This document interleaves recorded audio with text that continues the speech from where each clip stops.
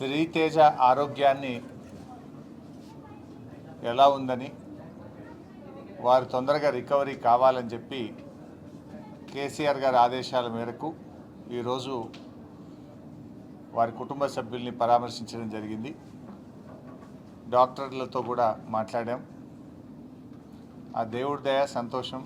అబ్బాయి ఇప్పుడిప్పుడు కొంత కళ్ళు తెరుస్తూ ఉన్నాడు, కొంత కాళ్ళు చేతులు కూడా ఆడిస్తూ ఉన్నాడు. తన నొప్పిని కూడా ఏడ్పు రూపంలో తన నొప్పిని కూడా కొంత చెప్పగలుగుతున్నాడంటే it is a good symptom. Recovery అవుతున్నాడని అనిపిస్తూ ఉంది. డాక్టర్లు అయితే కాన్ఫిడెంట్గా ఉన్నారు. తప్పకుండా వారికి మంచి వైద్యం అంటే అన్ని రకాలుగా ప్రత్యేకమైన శ్రద్ధ చూపించి వారికి అత్యుత్తమమైనటువంటి వైద్యాన్ని అందిస్తున్నామని డాక్టర్లందరూ కూడా చెప్పడం జరిగింది.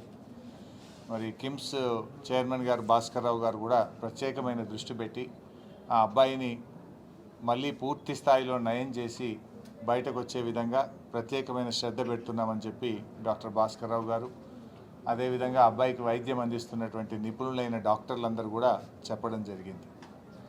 మేము కూడా బీఆర్ఎస్ పార్టీ తరఫున ఆ భగవంతుడు అబ్బాయిని ఆశీర్వదించాలి, తప్పకుండా అబ్బాయి మళ్ళీ మంచిగా నయమై మరి పూర్వస్థితిలోకి రావాలని చెప్పి మేము ప్రార్థిస్తూ ఉన్నాం.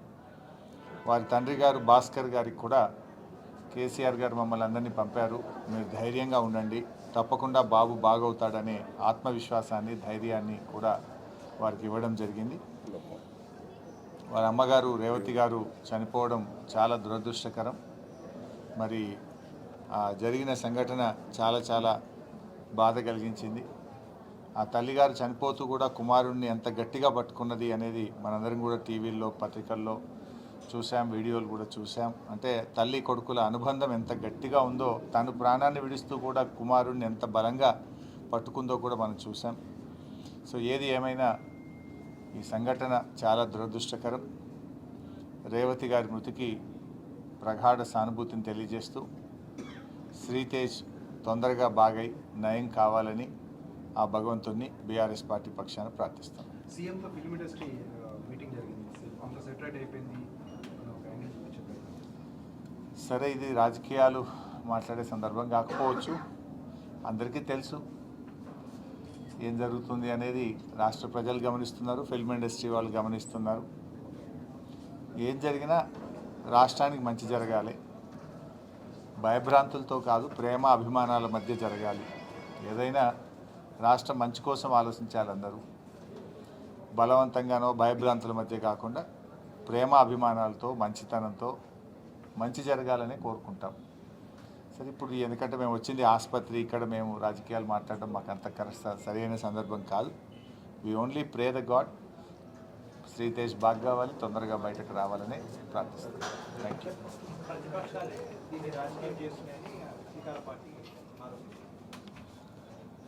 సరే, నువ్వేమో రాజకీయాలు మాట్లాడాలంటే నువ్వు పదే పదే క్వశ్చన్లు, రాజకీయమైన క్వశ్చన్లు వేస్తావు, చెప్తావు బాధ ఉంది, చెప్పపోతావు బాధ ఉంది. ఇప్పుడు ప్రతిపక్షాలు రాజకీయం చేస్తుందా, ప్రభుత్వం రాజకీయం చేస్తుందా అందరికీ తెలుసు కదా. నేను ఒక మాట సింపుల్గా అడుగుతున్నా భాయ్ సాబ్, 12 రోజుల తర్వాత కదా ముఖ్యమంత్రి స్పందించింది. యాక్సిడెంట్ జరిగిన తర్వాత శ్రీతేజ్ను ప్రభుత్వం ఎందుకు స్పందించలేదు? ఒక మంత్రి గారు వచ్చి ఎందుకు పరామర్శించలేదు? 12 రోజుల తర్వాత అసెంబ్లీ వేదికగా నువ్వు మాట్లాడి అప్పుడు కదా నువ్వు స్పందించింది. మరి 12 రోజులు ఎందుకు స్పందించలేదు? ఆ 12 రోజులు ఏమైంది? కోటి శ్రీతేజ్ ఎంత ముఖ్యమో రాష్ట్రంలో ప్రతి పౌరుడు కూడా అంతే ముఖ్యం కదా. గురుకులాల్లో 50 మంది విద్యార్థులు చనిపోతే ఒక్క మంత్రి పోయి పరామర్శించలే. దానికి మంత్రిగా ఉన్న ముఖ్యమంత్రి గారు కూడా ఒకరోజు పరామర్శించలేదు. ఎందుకు వెళ్ళలేదు ముఖ్యమంత్రి గారు? మరి వెళ్ళి ఆ కుటుంబాలకు కూడా ప్రభుత్వం ఆదుకోవాలి కదా. ఆ తల్లిదండ్రులకు కూడా కడుపు కోతనే కదా. ఆ కడుపు కోతపై గిరిజన విద్యార్థులు, దళిత విద్యార్థులు, బీసీ విద్యార్థులు 50 మంది చనిపోతే ఎందుకు ప్రభుత్వం ఆ రోజు స్పందించలేదు? చట్టం అందరికీ సమానంగానే ఉండాలి కదా. చట్టము అందరికీ సమానంగా ఉండాలి కదా.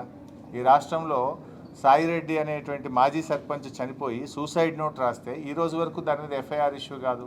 ఈ రోజు వరకు దాని మీద కేసు నమోదు కాదు. బాధితుల్ని ముఖ్యమంత్రి తమ్ముళ్ళని అరెస్ట్ చేయలేదు. నువ్వు చట్టానికి అందరూ సమానమే అన్నావు. Yes, correct, we fully agree with you. ముఖ్యమంత్రి గారి మాటలతో మేము పూర్తిగా ఏకీభవిస్తున్నాం. ఎందుకంటే దానికి సినిమా యాక్టర్లో ఇంకోరో ఎవరు కూడా అతీతులు కారు అని ముఖ్యమంత్రి గారు అన్నారు. మరి నీ తమ్ముడు ఎట్లా అతీత అవుతున్నాడు?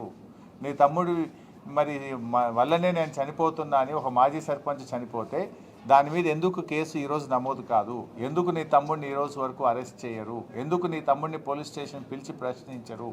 మరి చట్టం నీ తమ్ముడికి నీ కుటుంబానికి చుట్టమైందా అని నేను అడుగుతా ఉన్నాను. హౌ ఇట్ ఈస్, ఏ రకంగా కరెక్ట్ ఇది? సో ఇంకా చెప్పాలంటే చాలా విషయాలనే మేము మళ్ళీ మాట్లాడతాం, కానీ ఇది సందర్భం కాదు, ఇది హాస్పిటల్. దయచేసి మీరు కూడా అర్థం చేసుకోండి. అసలైన తొలి వెలుగు. ఫాలో వాట్సాప్ @తొలి వెలుగు official.